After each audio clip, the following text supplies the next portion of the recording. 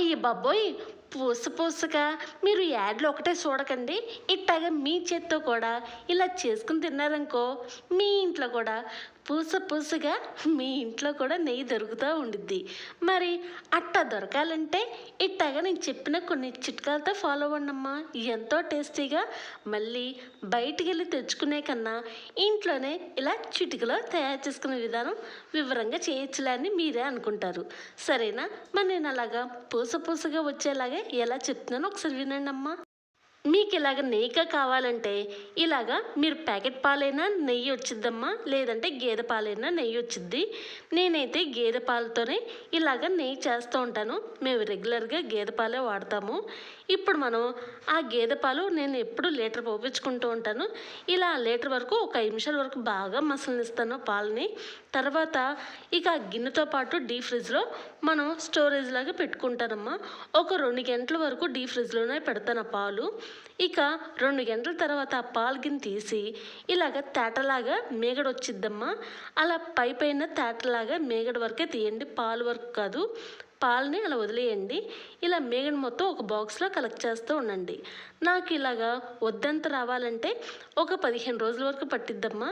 ప్రతిరోజు మీరు పాలు కాసుకొని ఇలా డీప్ ఫ్రిడ్జ్లో ఒక 2 గంటలు పెట్టిన తర్వాత ఇలా పాలు మిగడ కలెక్ట్ చేయగానే మళ్ళీ ఒక బాక్స్లో వేసుకుని ఇక ఆ బాక్స్ని డీప్ ఫ్రిడ్జ్లోనే పెట్టుకోవాలి.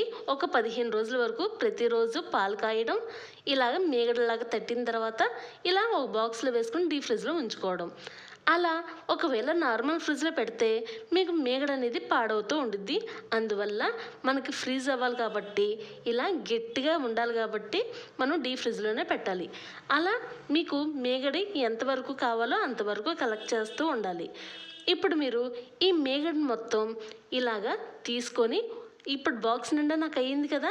ఇక ఆ బాక్స్ని నేను ఒక 3 గంటల వరకు బయట పెట్టానమ్మా. ఇక ఆ మేగడ మొత్తం లూజ్ అయిన తర్వాత ఇక మనకి మెత్తగా తయారైన తర్వాత ఒక మిక్సీ జార్లో ఈ మేగడ మొత్తం వేసేసాను. తర్వాత మెత్తగా మిక్సీ ఆడిచ్చేసాను.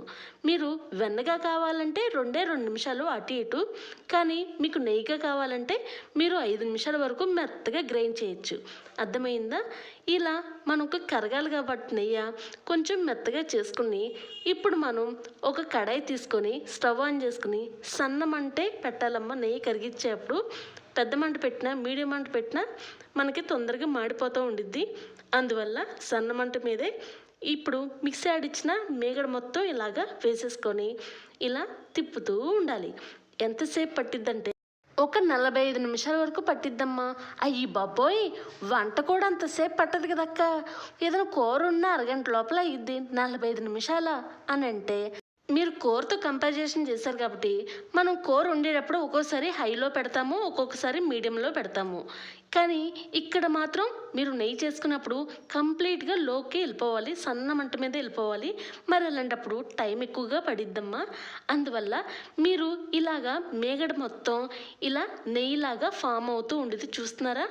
ఇలా ఫామ్ అయ్యేంత వరకు మీరు ఈ గుల్లగా ఉన్న మేగడ మొత్తం మనకి నల్లగా, అంటే మరీ నల్లగా కాదు, మరీ బ్రౌన్గా కాదు, అటు ఇటుగా ఉన్నది అలా వచ్చేంత వరకు మనం ఇలా తిప్పుతూ ఉండాలి. చూసారా? ఇప్పుడు మనకి నెయ్యిలాగా ఫామ్ అయింది, తేటలాగా పైకి వచ్చేసింది.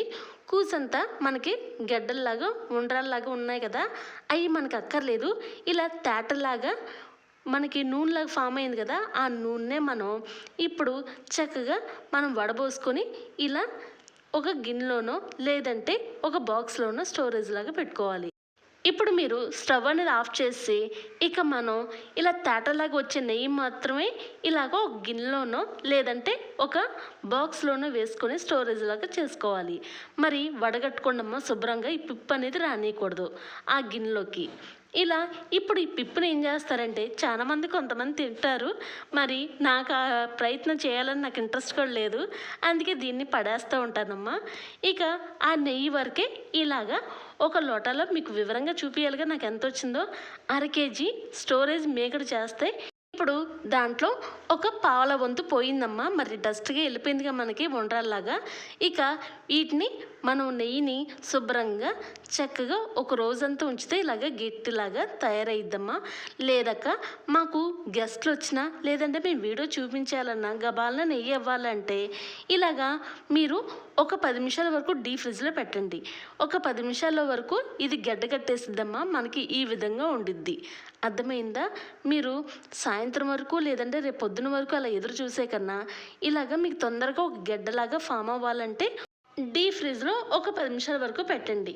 తర్వాత మీకు మరీ అంత గట్టిగా మాకు అక్కర్లేదాక కొంచెం లూజ్గా ఉండాలంటే మళ్ళీ కూసంతా మీరు స్టవ్ మీద లైట్గా వేడి చేసి ఇలాగా ఇమీడియట్గా దింపేయండి. ఒక్క సెకండే మీరు పొయ్యి మీద పెట్టి తీసేసిన తర్వాత ఈ విధంగా కూసంత గట్టిగా కూసంతా మనకి నెయ్యిలాగా ఉండిద్ది. మీకు ఎలా తినాలనుకుంటే అలా తినండి అమ్మా, చెప్పడం వరకే నా బాధ్యత. అందుకే మీరు ఎక్కువ సమయం కేటాయించకుండా ఇలాగా చిన్న చిన్న చిట్కాలతో ట్రై చేస్తూ ఉండండి అమ్మా. వెళ్ళరానా? బాయ్ అమ్మా, థ్యాంక్స్ ఫర్ వాచింగ్. ఇలా స్టోరేజ్ చేసుకున్న నెయ్యి మనకి బయటే పెట్టుకోవచ్చమ్మా. ఒక నెల రోజుల వరకు పక్కాగా ఉండిద్ది. మనకి ఏ స్మెల్ ఎటువంటి ప్రాబ్లం ఉండదు. మళ్ళీ ఇంకోటి, ఇలాగా మాకు వైట్గా వద్దాక కూసంతా తినటానికి చూడడానికి కూడా డిఫరెంట్గా ఉండాలక్క అంటే లైట్గా పసుపు వేసుకొని ఇలాగా మీరు మేగడతో పాటు ఇలాగా కరగబెట్టుకుంటూ ఉండండి అమ్మా.